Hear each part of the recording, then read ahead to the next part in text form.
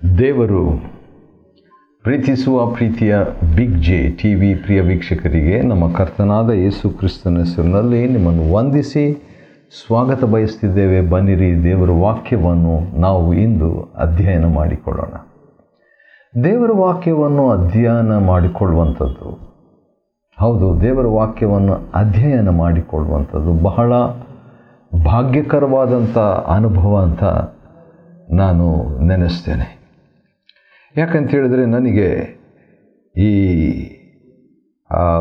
Big J ಮಾಧ್ಯಮದ ಮುಖಾಂತರವಾಗಿ, big J T ವಿಯ ಮುಖಾಂತರವಾಗಿ ದೇವರ ವಾಕ್ಯವನ್ನು ಕ್ರಮಬದ್ಧವಾಗಿ ಆದಿಕಾಂಡದಿಂದ ಪ್ರಕಟಣೆವರೆಗೆ ಇರುವಂಥ 66 ಪುಸ್ತಕಗಳನ್ನು ಅಧ್ಯಯನ ಮಾಡಿಕೊಳ್ಳುವಂಥ ಒಂದು ಅವಕಾಶ ನನಗೆ ಸಿಕ್ಕಿರೋದರಿಂದ ನನಗೆ ಹೆಚ್ಚು ಪ್ರಯೋಜನವಾಗ್ತಾ ಇದೆ.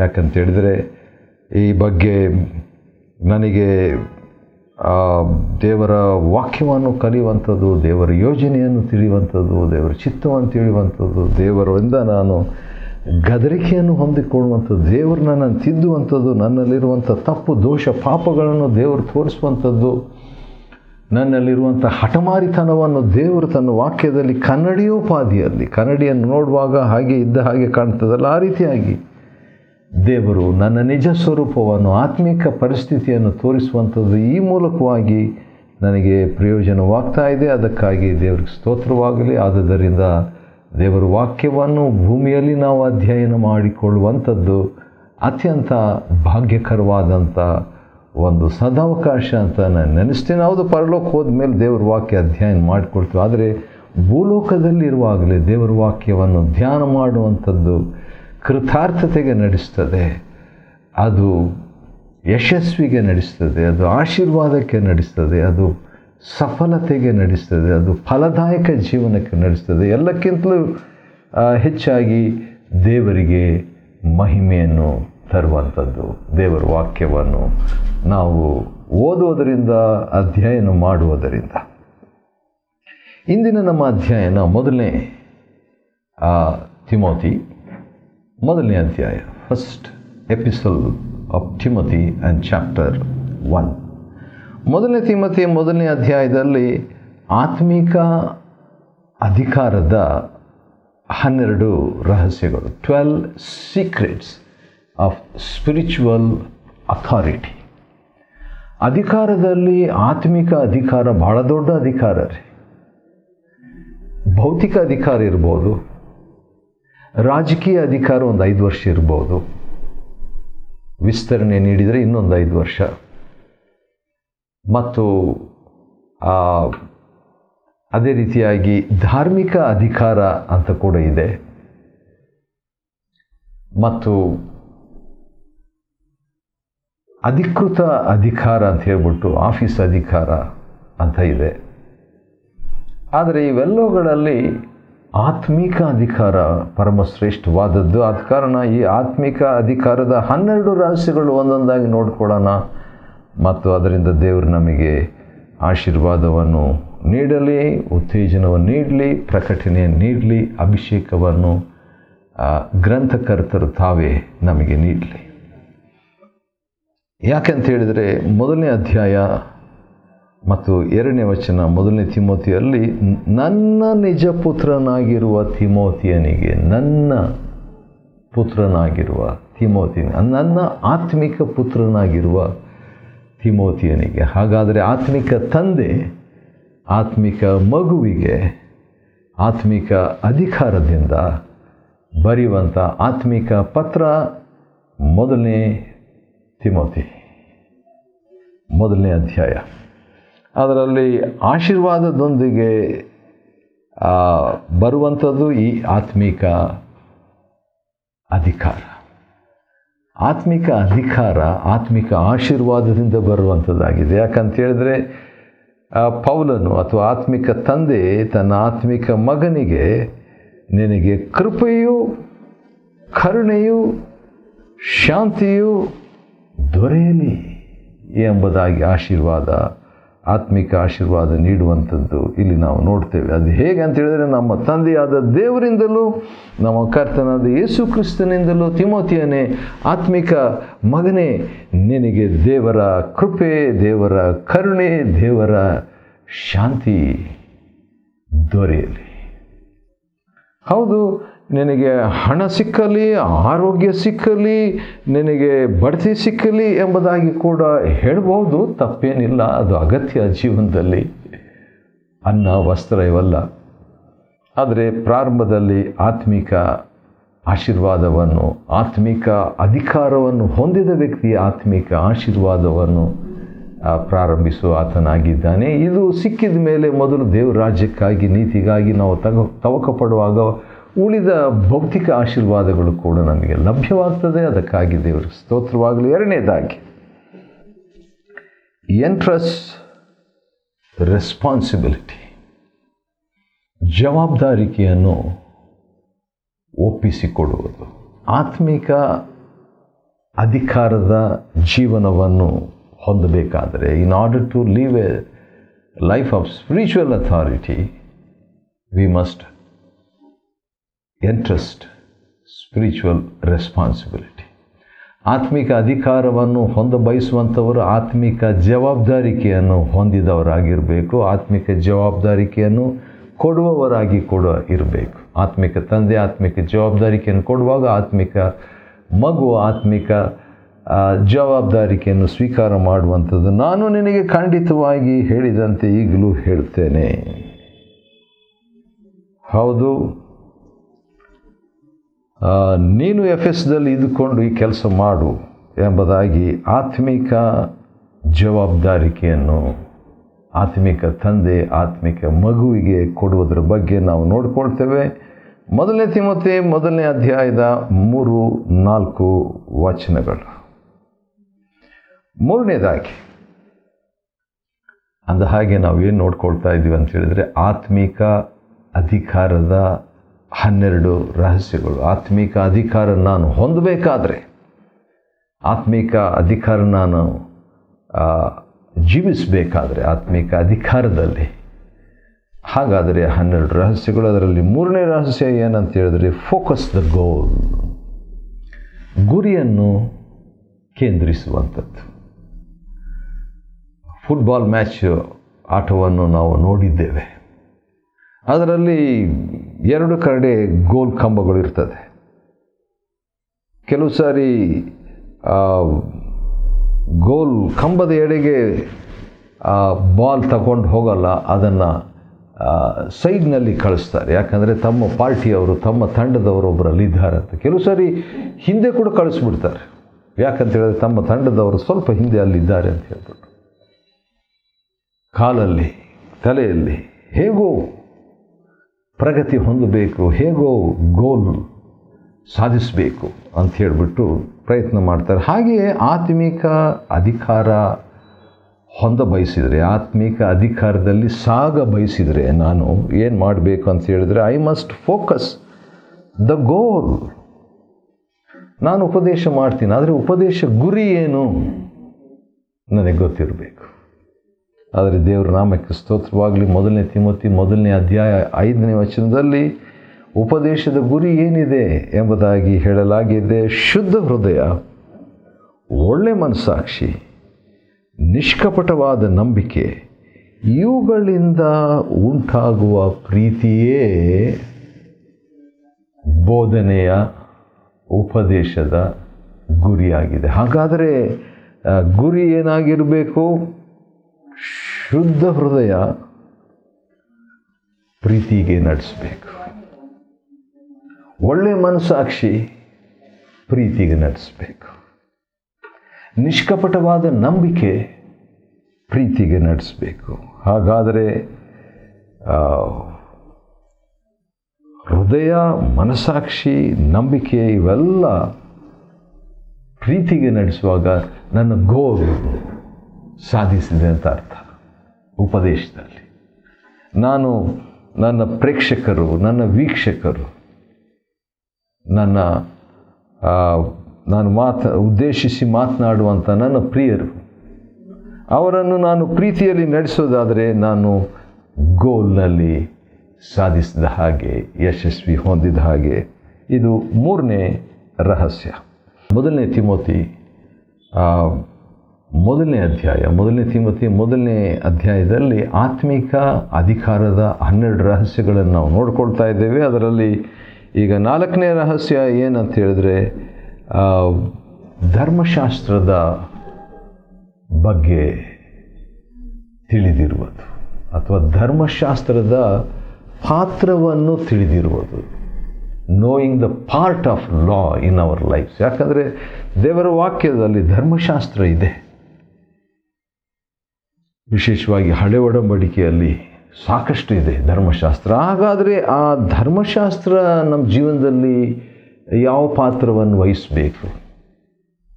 What part do the law play in my life ಎಂಬುದರ ಮೇಲೆ ಆತ್ಕೊಂಡಿದೆ ಆತ್ಮೀಕ ಅಧಿಕಾರ.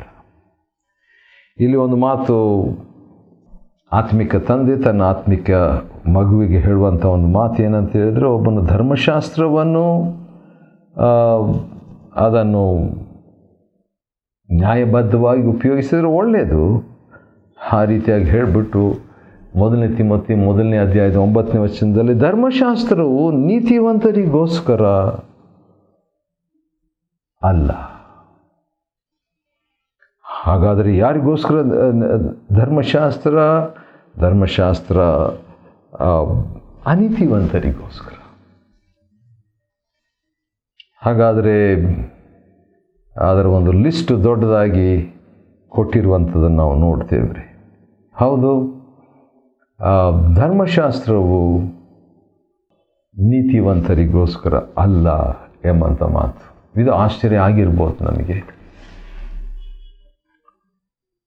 ಆದರೂ ಕೂಡ ಈ ಒಂದು ಧರ್ಮಶಾಸ್ತ್ರದ ಪಾತ್ರವನ್ನು ನಮ್ಮ ಜೀವನದಲ್ಲಿ ಗ್ರಹಿಸುವ ಪಕ್ಷದಲ್ಲಿ, ವಿವೇಚಿಸುವ ಪಕ್ಷದಲ್ಲಿ ಆತ್ಮಿಕ ಅಧಿಕಾರವನ್ನು ನಾವು ಹೊಂದ್ತೇವೆ.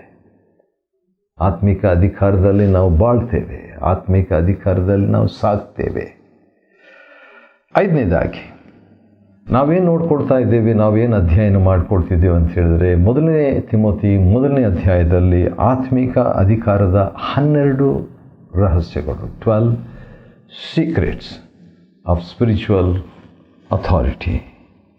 ಈ ಆತ್ಮಿಕ ಅಧಿಕಾರದ 12 ರಹಸ್ಯಗಳಲ್ಲಿ 5ನೇ ರಹಸ್ಯ ಏನಂತ ಹೇಳಿದ್ರೆ, ಕರ್ತನ ಬಲ, the strength of the lord. ಈಗ ಆತ್ಮಿಕ ಅಧಿಕಾರಕ್ಕೆ ನಮ್ಮ ಪಾರ್ಟು ನಾವೇನು ಮಾಡಬೇಕು ಅನ್ನೋದು ಕೆಲವು ವಿಷಯಗಳಿದೆ. ಈ 12 ವಿಷಯಗಳಲ್ಲಿ, 12 ರಹಸ್ಯಗಳಲ್ಲಿ ಕೆಲವು ಕರ್ತನು ತಾನೇ ಮಾಡುವಂಥದ್ದು ನಮಗೋಸ್ಕರವಾಗಿ. ಇದು ಬಂದು ಕರ್ತನು, ನನ್ನನ್ನು ಬಲಪಡಿಸುವ ನಮ್ಮ ಕರ್ತನಾದ ಯೇಸು ಕ್ರಿಸ್ತನು ಅಥವಾ ಕ್ರಿಸ್ತ ಯೇಸು. ವಾವ್!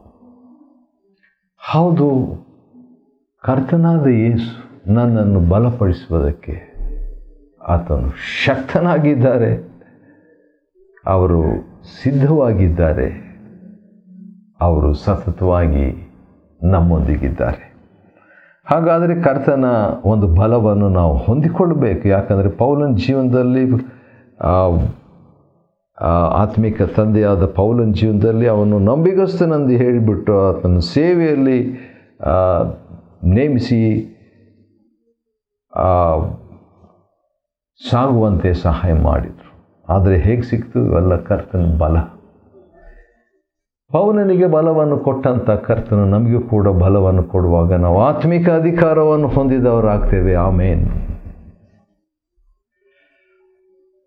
ಕರುಣೆ. 6ನೇದಾಗಿ ಕರುಣೆ. ಆತ್ಮಿಕ ಅಧಿಕಾರವನ್ನು ಹೊಂದುವುದು ಹೇಗೆ, ಅಥವಾ ಆತ್ಮಿಕ ಅಧಿಕಾರದ 12 ರಹಸ್ಯಗಳಲ್ಲಿ 6ನೇ ರಹಸ್ಯ ಏನಂತ ಹೇಳಿದ್ರೆ ಕರುಣೆ. ಯಾಕಂತ ಹೇಳಿದ್ರೆ, ಮೊದಲು ಆತ್ಮಿಕ ತಂದೆ ದೇವದೂಷಕನು, ಹಿಂಸಕನು, ಅವಮಾನಪಡಿಸುವನು ಆಗಿದ್ದರೂ ಕೂಡ ಅಜ್ಞಾನಿಯಾಗಿ ಅಪನಂಬಿಕೆಯಲ್ಲಿ ಆ ರೀತಿಯಾಗಿ ವರ್ತಿಸಿದ್ದರಿಂದ ಕರುಣೆ ದೊರೆಯಿತು. ನಮ್ಮ ಜೀವನದಲ್ಲಿ ಕೂಡ ನಮಗೆ ಈ ಕರುಣೆಯ ಅಗತ್ಯತೆ ಇದೆ. ಹೌದು, ನಾವು ಕೂಡ ಅನೇಕ ಬಾರಿ ಅಪನಂಬಿಕೆಯಲ್ಲಿ ಮಾಡ್ತೇವೆ. ಕೆಲವು ಸಾರಿ ನಂಬಿದ ಮೇಲೆ ಕೂಡ ನಾವು ಅಜ್ಞಾನದಲ್ಲಿ ದೇವರಿಗೆ ವಿರುದ್ಧವಾಗಿ ತಿಳಿಯದೆ ತಪ್ಪು ಮಾಡುವವರಾಗಿದ್ದೇವೆ. ಅಂಥ ಸಂದರ್ಭದಲ್ಲಿ ಕೂಡ ದೇವರ ಕರುಣೆ ನಮಗೆ ಲಭ್ಯವಾಗುವಂತೆ ಬೇಡಿಕೊಳ್ಬೇಕು. ದಾವೀದನು ತನ್ನ ಜೀವನದಲ್ಲಿ ಉರಿಯನ ಹೆಂಡತಿಯ ವಿಷಯವಾಗಿ ಮಹಾಪರಾಧ ಮಾಡಿದಾಗ ಅದು ಅವನಿಗೆ ಗೊತ್ತಿರಲಿಲ್ವ? ಗೊತ್ತಿತ್ತು. ಆದರೂ ಕೂಡ ತಿಳಿದು ಕೂಡ ಅವನು ಮಾಡಿದ ಪಾಪಕ್ಕಾಗಿ ಕರುಣಾನಿಧಿಯೇ ನನ್ನನ್ನು ಕರುಣಿಸು, have mercy upon me O God ಅಂತ ಹೇಳ್ಬಿಟ್ಟು ಕೀರ್ತನೆ 51:1 ದೇವರ ಕರುಣೆಯನ್ನು ಬೇಡುವವನಾಗಿದ್ದಾನೆ. ಇದು 6ನೇ ರಹಸ್ಯ. ಆತ್ಮಿಕ ಅಧಿಕಾರದ 12 ರಹಸ್ಯಗಳನ್ನು ನಾವು ನೋಡಿಕೊಳ್ತಿದ್ದೀವಿ. 6 ರಹಸ್ಯಗಳು ಮುಗಿತು, ಇನ್ನೂ 6 ರಹಸ್ಯಗಳಿದೆ. ಬೇಗ ನಾವು ನೋಡಿಕೊಳ್ಳೋಣ. ಇನ್ನೊಂದು ಏನಂತ ಹೇಳಿದ್ರೆ ಪ್ರಕಟಣೆ. ಯಾರ ಬಗ್ಗೆ ಪ್ರಕಟಣೆ? ಹೌದು, ದೇವರ ಬಗ್ಗೆ ಪ್ರಕಟಣೆ ಬೇಕು, ವಾಕ್ಯದ ಬಗ್ಗೆ ಪ್ರಕಟಣೆ ಬೇಕು, ಆದರೆ ತನ್ನ ಬಗ್ಗೆ ಪ್ರಕಟಣೆ. ಆತ್ಮಿಕ ಅಧಿಕಾರವನ್ನು ಆತ್ಮಿಕ ತಂದೆ ಬಳಸುವಾಗ ತನ್ನ ಬಗ್ಗೆ ಅವನಿಗೆ ಪ್ರಕಟಣೆ ಇತ್ತು. ಆದ ಕಾರಣ ಕ್ರಿಸ್ತ ಯೇಸು ಪಾಪಿಗಳನ್ನು ರಕ್ಷಿಸುವುದಕ್ಕೋಸ್ಕರವಾಗಿ ಲೋಕಕ್ಕೆ ಬಂದಿದ್ದಾಗಿಯೂ ಕೂಡ ಆ ಪಾಪಿಗಳಲ್ಲಿ ನಾನೇ ಮುಖ್ಯ. ತನ್ನ ಬಗ್ಗೆ ಅವನಿಗಿದ್ದ ಪ್ರಕಟಣೆ ನೋಡ್ರಿ. I am the chief of Sinner. ಆಗಿದ್ದೆ ನಾನೇ ಆ ಪಾಪಿಗಳಲ್ಲಿ ಮುಖ್ಯನು, ಆಗಿದ್ದೆ ಈಗಲ್ಲ ಅಂತ ಹೇಳ್ತಾ ಇಲ್ಲ, ನಾನೇ ಮುಖ್ಯನು. 8ನೇದಾಗಿ ದೀರ್ಘಶಾಂತಿ. ಆತ್ಮಿಕ ಅಧಿಕಾರವನ್ನು ಹೊಂದಬೇಕಾದರೆ ದೇವರ ದೀರ್ಘಶಾಂತಿಯನ್ನು ರುಚಿಸಬೇಕು. ಯೇಸು ಕ್ರಿಸ್ತನು ಮುಖ್ಯ ಪಾಪಿಯಾದ ನನ್ನಲ್ಲಿ ತನ್ನ ಪೂರ್ಣ ದೀರ್ಘಶಾಂತಿಯನ್ನು ತೋರ್ಪಡಿಸುವುದಕ್ಕೋಸ್ಕರವಾಗಿ ನನಗೆ ಕರುಣೆ ತೋರಿಸಿದಂಥ ಸಾಕ್ಷಿಯನ್ನು ಭಕ್ತ ಪೌಲನು ಆತ್ಮಿಕ ತಂದೆ ನೀಡುವಂಥದ್ದು ಆಶ್ಚರ್ಯ. ಹೌದು, ಪೂರ್ಣ ದೀರ್ಘಶಾಂತಿಯನ್ನು ದೇವರು ನಮಗೆ ತೋರಿಸುವಾಗ ಅದನ್ನು ಹೊಂದಿಕೊಂಡು ಆತ್ಮಿಕ ಅಧಿಕಾರವನ್ನು ನಾವು ಉಪಯೋಗಿಸಬೇಕು. 9ನೇದಾಗಿ ಪ್ರವಾದನೆಯ ಹೇಳಿಕೆ. ಆತ್ಮಿಕ ತಂದೆ ಈಗ ಆತ್ಮಿಕ ಮಗನಾದ ತಿಮೋತಿಯನಿಗೆ ನಿನ್ನ ವಿಷಯದಲ್ಲಿ ಮೊದಲು ಉಂಟಾದ ಪ್ರವಾದನೆಗಳು, ಅಂದರೆ ತಿಮೋತಿಯ ವಿಷಯದಲ್ಲಿ ಉಂಟಾದ ಪ್ರವಾದನೆಗಳು, ಆತ್ಮಿಕ ತಂದೆ ಆತ್ಮಿಕ ಮಗುವಿಗೆ ಪ್ರವಾದನೆಯ ಮಾತುಗಳನ್ನು ಹೇಳುವುದರಿಂದ ಆತ್ಮಿಕ ಅಧಿಕಾರ ಲಭ್ಯವಾಗ್ತದೆ. A spiritual father gives a spiritual son or daughter the utterance of prophetic utterances, and that will lead him to have a spiritual authority. ಹೌದು, ಆತ್ಮಿಕ ತಂದೆ ಆತ್ಮಿಕ ಮಗುವಿಗೆ ಆ ಒಂದು ಆತ್ಮಿಕ ಪ್ರವಾದನೆ ನೀಡಿದಾಗ ಆತ್ಮಿಕ ಅಧಿಕಾರ ಲಭ್ಯ. 10ನೇ ರಹಸ್ಯ ಏನಂತ ಹೇಳಿದರೆ ವೆಪನ್ಸ್ ಆಫ್ ವಾರ್. ಈ ಆತ್ಮಿಕ ಪ್ರವಾದನೆ ಸಿಕ್ತಲ್ಲ, ಅದನ್ನೇ ನೀನು ಯುದ್ಧವಾಗಿ, ಅದರಿಂದ ನೀನು ಒಳ್ಳೆಯ ಯುದ್ಧ ಮಾಡು ಎಂಬುದಾಗಿ ಹೇಳ್ತಾನೆ. ನೋಡ್ರಿ, ಇದು ಆತ್ಮಿಕ ಅಧಿಕಾರಕ್ಕೆ 10ನೇ ರಹಸ್ಯ. ಅದಂದರೆ ಪ್ರವಾದನೆಯನ್ನು ಆತ್ಮಿಕ ಆಯುಧವನ್ನಾಗಿ ಉಪಯೋಗಿಸುವುದು. 12ನೇದಾಗಿ ನಂಬಿಗಸ್ತರಾಗಿ ಇರುವಂಥದ್ದು. ಹೌದು, ಈ ಆಜ್ಞೆಯನ್ನು ನಿನಗೆ ಒಪ್ಪಿಸ್ತೇನೆ, ನಂಬಿಗಸ್ತನು. ಆದರೆ ನಂಬಿಗಸ್ತನಾಗಿರು ಅಂತ ಹೇಳ್ಬಿಟ್ಟು, ನಂಬಿಗಸ್ತನು ಪ್ಲಸ್ ಒಳ್ಳೆ ಮನಸ್ಸಾಕ್ಷಿ ಉಳ್ಳವನಾಗಿರು. Be faithful and have good conscience, ಒಳ್ಳೆ ಮನಸ್ಸಾಕ್ಷಿ. ಇವೆಲ್ಲ ಇಟ್ಕೊಳ್ಳುವಾಗ ಏನಾಗ್ತದೆ, ಆತ್ಮಿಕ ಅಧಿಕಾರ ನಮಗೆ ಲಭ್ಯವಾಗ್ತದೆ. ಆದ ಕಾರಣ ಪೌಲನು ಆತ್ಮಿಕ ಅಧಿಕಾರವನ್ನು ತೆಗೆದುಕೊಂಡವನಾಗಿ ಇಂಥವ್ರು ಸೈತಾನ್ಗೆ ಒಪ್ಪಿಸ್ತೇನೆ ಎಂಬುದಾಗೆಲ್ಲ ಕೂಡ ಹೇಳ್ತಾನೆ. ಸರಿ, ಹೌದು, 1ನೇ ತಿಮೋತಿ 1ನೇ ಅಧ್ಯಾಯದಿಂದ ಆತ್ಮಿಕ ಅಧಿಕಾರದ 12 ರಹಸ್ಯಗಳನ್ನು ನಾವು ಅಧ್ಯಯನ ಮಾಡಿಕೊಳ್ಳುವಂತೆ ದೇವರು ಕೊಟ್ಟ ಕೃಪೆಗಾಗಿ ಆತನಿಗೆ ಸ್ತೋತ್ರವಾಗಲಿ. ದೇವರು ನಿಮ್ಮನ್ನು ಆಶೀರ್ವದಿಸಲಿ.